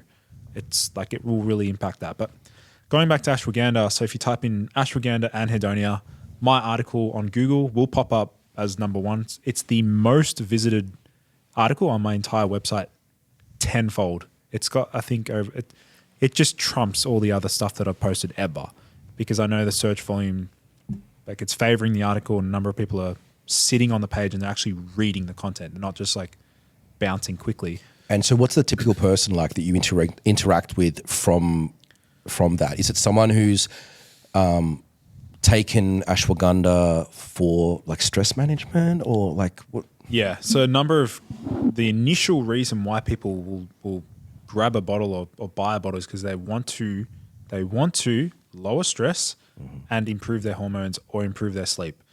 It will do that. It will actually increase their testosterone on paper. I've seen it happen. It will increase that. It will decrease cortisol. That's a fact. It will do that. But for people who have low baseline levels of cortisol, that very low level of cortisol, this is a problem as well. Like low levels of cortisol. You see I mean, it's a typical adrenal fatigue scenario. Yeah. And then the other aspect there is looking into SSRIs, selective serotonin reuptake inhibitors. Part of their mechanism of action is believed to be by desensitizing that 5-HT1A receptor. And there was this crazy study, I think it was like back in 1980s on ashwagandha in rats, where it said specifically in this study that it desensitized that 5-HT1A receptor. And if you look up this serotonin receptor and you look up what it's responsible for doing, that 1A receptor can actually release or signal the release of oxytocin. So if we're desensitizing that receptor, we're not getting that oxytocin release. It also happens to affect cortisol. So you're desensitizing that. Could this be the way in which ashwagandha works? And so I think this is very similar to what we were discussing before, which is like picking the right tool for the job. Like, ashwagandha can tick a lot of boxes, but at what cost? And is there a better tool similar to caffeine, right? So if like someone's taking ashwagandha for those adaptogenic properties, you just mentioned the Russians, mate. You go to the Russians for that. If someone's, is looking for those benefits from caffeine with that alertness and wakefulness, but without some of the symptoms from going too high dose in the caffeine, we got some options there as well. I kind of steered you away from the sleep angle though. So again, some of these people, as you said, would have been trying that ashwagandha for the sleep component. Yep. What have you got on the sleep front? Well, hold on. What percentage of people taking this ashwagandha? Because we've dropped like a bomb, right? And people won't be afraid of ashwagandha. Like, I haven't noticed it. What percentage have you noticed with your sample size? He's going to have a very selection bias though, because the article is like very much tilted negatively. People are coming, think about, Yeah. It's important to acknowledge that, but it's obviously... Well, it's a big enough hard effect. to tell. It's a big enough effect size. I think it's large enough due to the fact that there's just how do we put it? Like anecdotal evidence. How much emphasis do we place on it? Up until what point is it actually legitimate?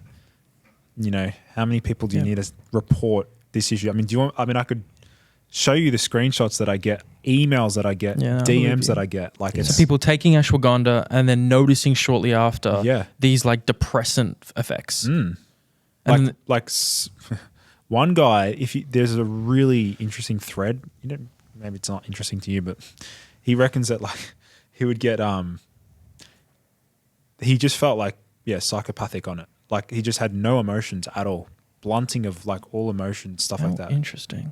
But going back to the sleep stuff, I mean, the seaweed, Aclonia cava, that does a lot of benefit without worrying about anhedonia or whatever. Yeah. Deep sleep, REM sleep, lowers cortisol pretty significantly, very strong antioxidant. I mean, what do you know what's mechanism, like how it's actually working, like what it's doing? Well, they believe it's the fluorotannins. There's like fluorotannins. They're considered like the active constituents, and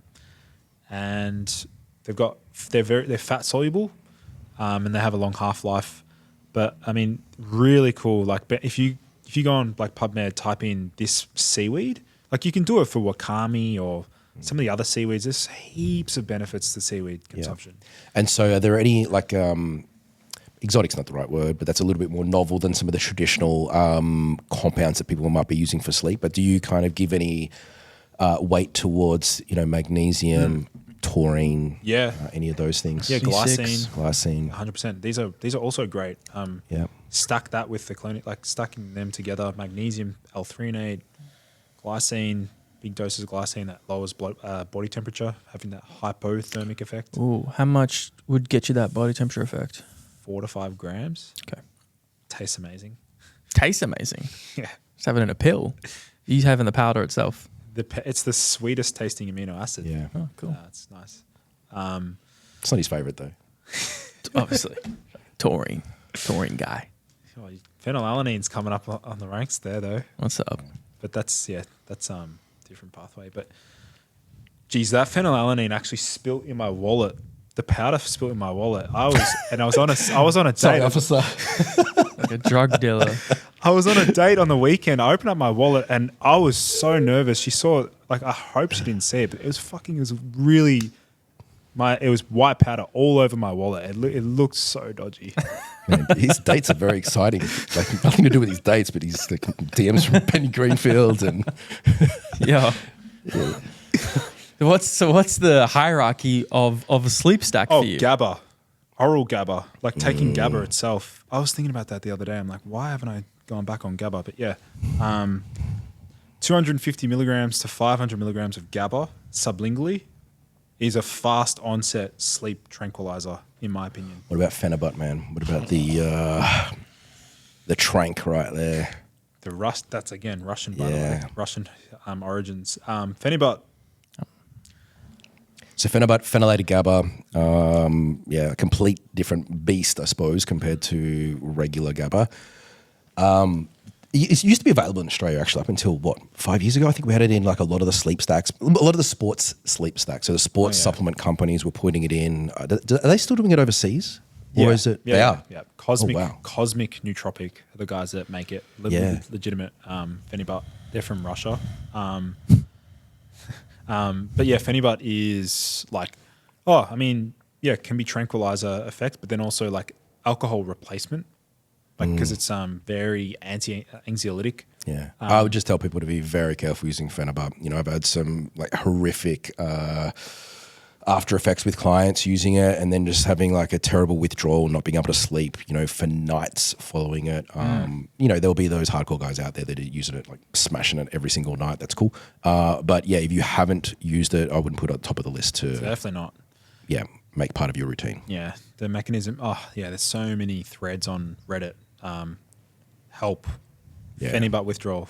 Help me. Oh man, Yeah. I'm destroyed. that's sad. It's like benzodiazepine withdrawal. I've never used them, but I've heard they can be like possibly the most difficult medications to ever. Jordan Peterson experienced this, and he was on the edge, and so that was sound like an extremely intense experience for him. So are you saying Phenibut is in that territory? I mean, I feel like it's nearly as close as you're going to get from a potentially over-the-counter product. Wow. Oh yeah, Which is no longer over-the-counter here in Australia, but you can still get your hands on it. you can still acquire it. Yeah, you definitely can. Yeah. Okay. So be very careful. Yeah, I think it's as close as you're going to get to that potential risk with an over-the-counter supplement. Can I ask it because we talked about deep sleep? What about REM sleep enhancement being really important for memory consolidation? And it's obviously when you're dreaming, what would you do to attack that? This is going to be Something I have great deep sleep, but like low REM sleep. well, you're going to love me for saying this because I've actually got my opinions on REM sleep and how important it is. Because one thing I've noticed with clients or just people in general in my circle that have very high REM sleep, they're oftentimes the ones that have chronic fatigue or they're just really their state of health is very low. You think it's a compensation? I don't know what's going on, but I think like I'm the same as you. I don't get above, if I get 1 hour 15 to 1 hour 30 of REM sleep every night. And if I take things that fuck me up, like as in cause fatigue or I eat poorly, I see the REM go up and my energy go down. If my REM sleep is above 2 hours, it's not a good sign for me. Personally, I'm like, I'm waking up and I'm groggy. But do you think that that's maybe because it's at the expense of like these negative behaviors influencing the deep sleep and then that REM sleep as a relative component of total sleep is increasing and thus you're, do you know what I mean? Yeah. Yeah. Potentially, yeah. That's a good point. Could also be, again, this is me bashing serotonin, but I think like in general, serotonin is going to assist with REM sleep production or REM sleep efficiency and stuff like that. But generally speaking, when serotonin's high, which is the whole reason why I hate ashwagandha, is because it has that effect on increasing serotonin.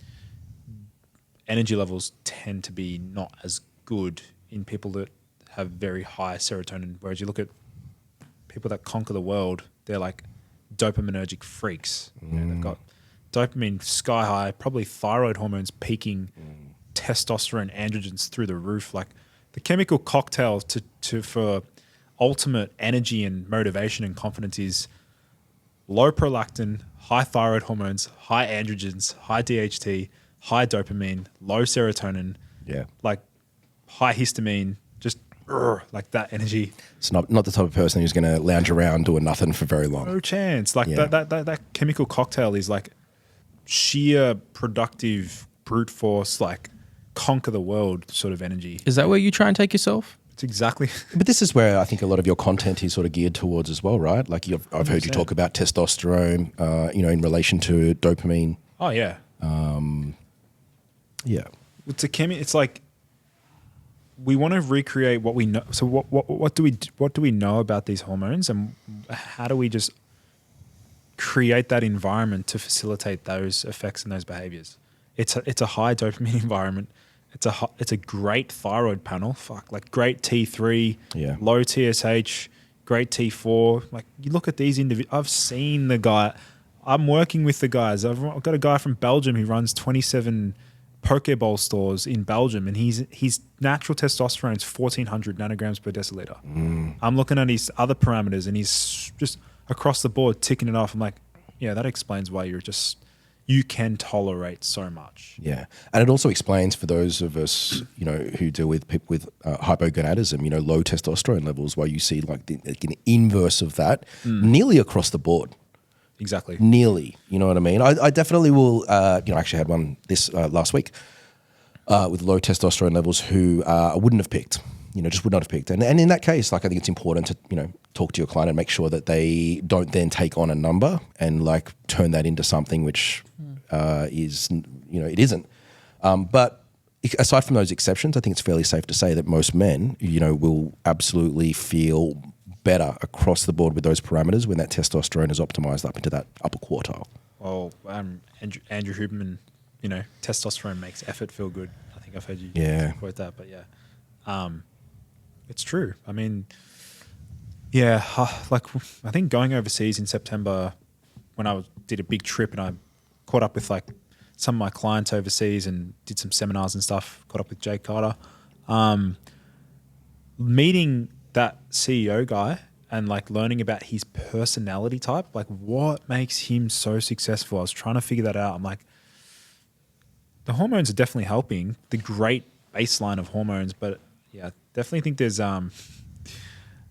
there's also like, I was reflecting back on myself, almost like autistic like traits, like can focus for a number of hours straight on one topic, or like and I'm proud of that. Like I think that's what's enabled me to probably get to where I am, like the ability to recall things really well. Yeah. But you've also picked something that you're obsessed and curious about, and a lot of people don't. A lot of people pick paths in life that they just have to take out of necessity. So you wonder, what if more people just pick the path that really lit up their soul and heart, right? And how much energy that would give them. I often, when working with clients, like by the end of working with me, they are in a different career and a different life path, right? That's me being successful at my job. And as a result, it's like, I ask myself, why do I have I feel like I have like this unlimited energy all day? And I don't think it's because of, and you probably feel similar, I hope it's not just because of nutrition and supplements and blood work. No, it's like I'm living I'm like living my purpose out. And that gives me this like ethereal energy that is unstoppable to me. Yeah, 100% agree with that.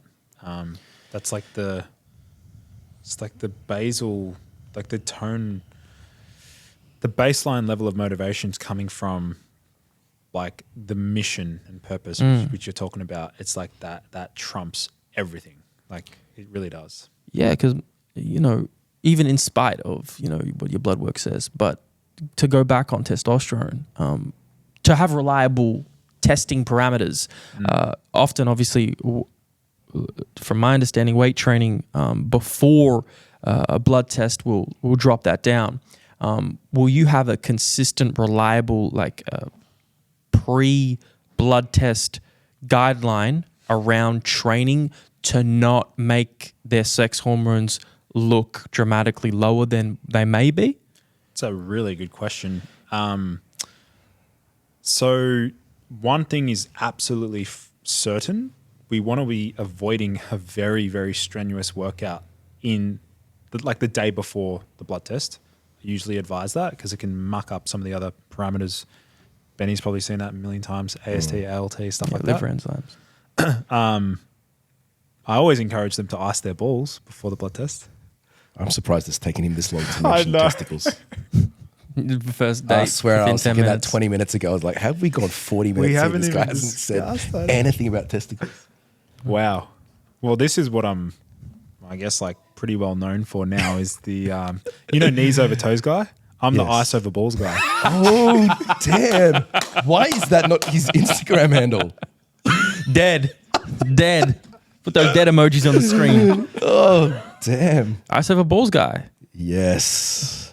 Welcome. I actually messaged the manufacturer of the ice pack company, and I said, I'm running out of ice packs. He sends me 25 ice packs. I'm like, bro, I've only got 2 balls. I know my test is high, but shit. It's probably nearing 1,000. I reckon it's probably gone up. I need to get another blood test. Okay, you've mentioned it. Give us a bit of a rundown so we can just... My current levels. Well, no, give us a bit of a rundown on the icing the Oh, the testicles. icing, Yeah. Well, so this is something that stems back to like 3 years ago. I was talking about it a long time ago, but it was the basic premise and practice is literally for men out there looking to increase their fertility and support testosterone production is to ice their balls 10 to 15 minutes a day, 2 to 3 times a day. There's a reason why a lot of guys talk about feeling great after cold showers. Maybe it's part of that effect. It's probably the other things as well, but here are the main benefits of icing the balls. It's causing vasoconstriction of the testicle, like the gonads. Oh, So we know. We've noticed. we lost them. Yeah. Where have they gone? It's not the what do you call it? The not the pre-workout, what am I trying to say? The foreplay ritual that you partake in very often, the icing. Oh my God, yeah. The basic premise is 2 to 3 times a day. And the theory is that, this is my theory, the vasoconstriction followed by a rebound vasodilation, creating new, fresh oxygen, blood flow, circulation to the testes, enhances the function of the Leydig cells, so enhancing the ability for them to function well. What do people notice what do guys report when they do it? Well, better sex drive, better morning wood, more energy, just generally all the things you associate with higher testosterone or higher DHT as well. There's research around scrotal application of DHEA and vitamin K2, like actual scrotal application, because there's a rat study talking about the benefits of that for testosterone. Imagine being that lab assistant. You got to rub the K2 on the rat's nuts today. Yeah. And analyze the... See, this is why I'm out of biochemistry, by the way. When I never asked. That was my last gig. The rat balls. So, yeah, that's the practice. For guys out there listening to this who are natty, or like actually care about optimizing their hormones, try just doing it before the gym. Just on the way to the gym. You won't get arrested for carrying a thing.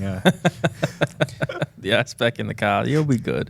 And so, like, naked. from a research standpoint, then is there anything on like the different like aspects of sperm? Yeah, fertility. Yeah, on sperm. This is all of the research is on nocturnal scrotal cooling, which is nighttime cooling of the testes, doubling, tripling sperm count, improving sperm motility, viability, like assisting with all of those parameters. And it's very significant. I've even had a couple working, they reached out, they wanting to know practice to help with that. And I think after the guy was icing for like 8 weeks and they came back and said, she's pregnant. Just from the guy doing that. It's interesting because conversely, there was this recent sauna study that you may have seen. You can't say sauna in front of Lucas, bro. Oh, do we? What? Mate, if there's this is like a trinity of like shit that he hates, it's got to be like caffeine, ashwagandha, and saunas. Oh, we got to talk then, Lucas, because I've just done this massive research review on sauna. Well, hold up, because it actually supports your premise, because the sauna use decimated sperm motility and quality, right? So if you're trying to get pregnant, then that's not a good idea. Not at all. So flip side, we can see that, okay, if heat is destructive, well then by proxy, cooling could be constructive. Exactly. Heat was traditionally used as a male contraceptive a long, long time ago. So if heat, we know testes don't like heat. Yeah. You're right. I mean, like the opposite could potentially hold true. Like cold therapy doesn't have to be, and also doesn't have to be super cold. Like I think it's just really just chilling the testes. Yeah. It doesn't have to be super Just cold. Melbourne weather, really. But before we get to the sauna, there's a day-to-day habitual behavior that I feel like could improve this, and that's what type of underwear guys use, and the garments they use, or if they use any. Like there's that episode of Seinfeld where Kramer got no underwear, right? And he was like, "I'm free. My boys are free," right? And is there something? I think I know you sell some type of special underwear, but is there something for either not choosing to wear underwear or using some other garments? Oh, definitely. I think the like wearing tight underwear for guys, and even like their occupation, their general day job, if they're sitting at a desk all day, like, man, like imagine this, the typical person, like typical guy, like eating crappy food, like sitting at a desk, like tight underwear, probably wearing a belt as well to cut off that circulation even further. Like when the testes are too warm, like the Leydig cells, the testes, they do not function optimally. They cannot function properly. So I think wearing loose underwear, or in general just very loose attire there is beneficial. If they do use a sauna, which I use a sauna here and there, but I'll always pack an ice pack in the sauna. That is some crazy shit right there. That's gangster. That's good. You're trying to ice pack to my sauna. People be hella confused, bro. He's in it, man. He's in it. He is the next Aussie Ben Greenfield. Yeah. Right there. So sauna use. Actually, no, testosterone. Icing your balls 3 times, 15, 20 minutes a day. Is this your own protocol you made up, or is any clinical research to support that? My protocol. Your protocol. Yeah. Then you've noticed with your own clients that you've worked with. Yeah. Is this something ongoing that you would do, long-term forever? Or is it a pulse in and out depending on the season or levels? I'd say just be consistent with it. Yeah. 2 to 3 times a day. Once a day is enough for some guys. Okay. And you mentioned before about the temperature not necessarily needing to be ice cold. Would cold showers suffice, do you think? Yeah, 100%. Yeah. Yeah. Like if guys don't have, who doesn't have access to an ice pack?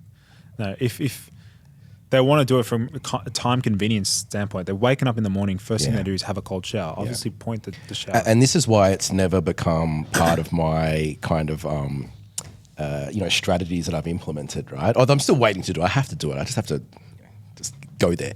But it's because already in place was encouraging clients to do like cold showers and that kind of therapy as well. And then I was like, not that I know the ins and outs of it and don't have that experimentation that you've had with your groups, but I was just like, I feel like that level of coolness applied in a habit that we're kind of using for other, like cognitive function and just energy and everything like that as well, which is working quite well, would suffice. Yeah.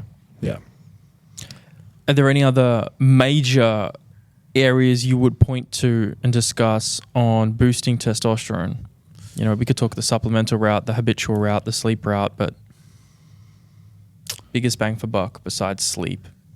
I really think the thing that moved the needle the most with my blood test result when I hit 988 nanograms per deciliter, which I'd imagine now, depends what headspace I'm in, but if I'm doing the right things, I think it'd be up there around 1100-ish. I'd like to do it again, but activities, biggest impact, I would say, is a fucking heavy weight session. Squatting or just a heavy leg session will, I mean, how do you feel after you hit legs? I know sometimes you're cooked, but it's the most androgenic activity. Yeah, you know what? It's funny you say this, right? Because I don't often kind of, you probably talk about more that aspect of training with that aggressiveness and stuff like that. But after a leg session is the only time I find myself short-tempered. Yeah. And it's not long lasting. It's like it could be you're the car ride home, or if I've gone to get something to eat kind of like immediately after the session before getting myself home, I'll notice I'm just like in a I don't have anywhere near the patience of what I have, or I'm just like approaching situations just with like without the level of calm that I would normally display. Yeah. You know what I mean? And it's nearly only after a leg session. Yeah. Yeah. Yeah. I'd say I was hitting legs twice a week when I was just leading up to that blood test. Sprint training is another one. Like I know it's some guys they don't like to do the sprint work, and it's, a bit annoying. It can be challenging for some guys. It's bloody exhausting, like doing sprint training. But I was doing. This is my soccer background, by the way, because I used to play. I played for like 11 years, so like it's all from soccer. My whole business is actually, by the way, a lot of the things that I do with my business, my brand and stuff, was like not making it as a soccer player. For me, it's like I've transferred all of that disappointment and frustration. It's an adaptive response to not making it. Wow. A lot of what I've done really has been actually from that, like not feeling good enough, as not being able to make it as a professional soccer player. I'm like, what can I pick? How can I prove myself? It's so crazy. I have almost the same story with basketball. Really? Yeah, man. I dedicated my entire life from like 15 to about 2021, went to America, and then that was it. The love was gone, and I'm like, what's next? And then I observed myself. I'm like, what have I been doing and studying and being curious about this whole time? It's like, I've been trying to optimize my health, my wellness, and my performance the whole time. So I've been like studying it anyway. And then since that moment, it was just I'm like, and I'm good at this. And it just felt like this was the thing. Did you have a version of that too? Exactly the same, man. Wow. Similar entrepreneurial journeys. That's wild. Yeah. Whether or not, coming from a place of the motivation, my sources of motivation, there's like extrinsic, intrinsic. A lot of it, I'm noticing at the start of Ergogenic Health, my brand, a lot of it was coming from a place of lack of negative, converting the disappointment, negative energy into really productive energy, converting it, non-destructive behaviors, highly productive behaviors. Whereas now my motivation, now that I've actually got a bit of a presence and I actually feel like I'm being listened to and heard, by people that I actually look up to, like Ben Greenfield, Matt Legg, Andrew Huberman, they're actually paying attention to what I'm doing now. Huberman's, you guys have engaged? He started following me about 3 months ago on Instagram, and he's aware of who I am through Dr. Kyle Gillette as well. He was on his podcast. But after that, I now realize that my main source of motivation is legacy. It's like, what can I leave behind?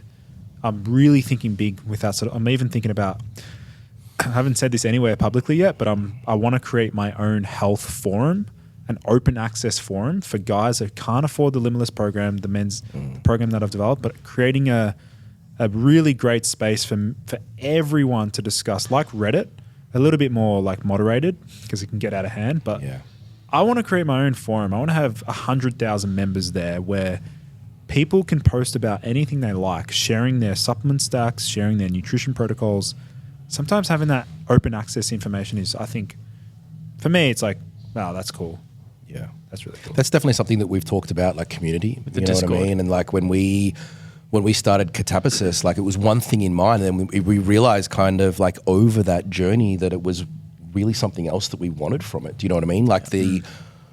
The avid researchers in us wanted it just to go down and put out a research review and that kind of thing. And then what we realized was that the positive benefits of bringing people together, having them have that support network, being able to share their story, you know what I mean? Which is what fundamentally fulfilled us.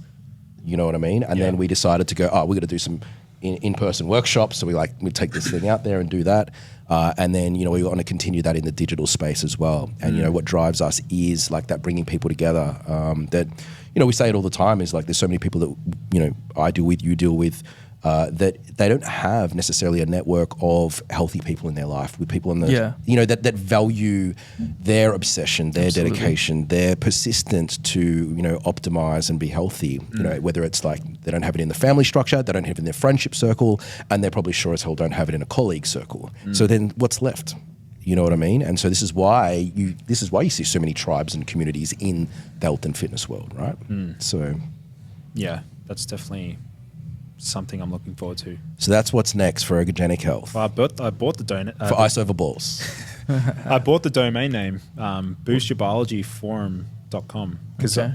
we're going to rebrand. So ergogenic health we need to rebrand and align to my YouTube channel, Which is? Boost Your Biology. I was going to say, because I knew that from somewhere. So that is already your YouTube. So that's my YouTube and my podcast, the Oh, Boost okay. Your Biology. That's quite That's quite a ballsy, but like challenging thing to do, because you have 50,000 people who know you as ergogenic health I'm still small though. I'm really small though. I'm not like in now. comparison to others. I'm not discovered at all. I feel like I'm nothing. Like I'm nothing. Okay. Yeah. So no issue to you to rebrand. Why did you want to do it then? Boost Your Biology versus ergogenic health. Ergogenic health is so. Not many people know what that word You means. guys know Oh, yeah. ergogenic because Yeah. you literally working like been in the gym your whole Yeah. like. Whereas like the majority of the population, like Dr. Berg, like on YouTube, you seen Dr. Berg, like he's hitting a bigger audience. Ergogenic health is super niche. I think Boost Your Biology, eventually I'll create like services and products that will be like broader. At the moment, it's really niche down to like men's energy, men's hormonal health, energy side of stuff. Like, Why not rebrand completely to that and just take over that space? to just the men's. Well, that's the object. That was the advice that I got from my brother. He's like, dude, you can't serve everyone. Yeah. Just hyper niche down. Do the Limitless Men's Energy Program for men. But the rebrand, the boostyourbiologyforum.com. This is maybe like, I don't know. I'm planting seeds 3 to 5 years from now. It'd be great to get there eventually. There's a lot of other little things I got to do before that. I want to do more seminars. I want to get on more podcasts. The YouTube goal, if anyone's listening to this, if you can please go and subscribe to my Boost Your Biology YouTube channel. There's so much good. I spend like I said to you guys before, like I try and spend a lot of time generating super high quality content there. So that's like my goal with that. 1 million subscribers would be amazing. How do you generate ideas for the YouTube channel? Is it all very natural or is it planned?